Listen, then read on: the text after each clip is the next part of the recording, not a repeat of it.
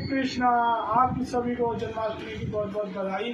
तो आप देख सकते हो आज सब बच्चों ने यहाँ पर डेकोरेशन कर रखा है। ये हमारे लल्ला जी और ये लाडली जू, आप दोनों के दर्शन कर सकते हैं। तो इसी बात पे हरे कृष्णा।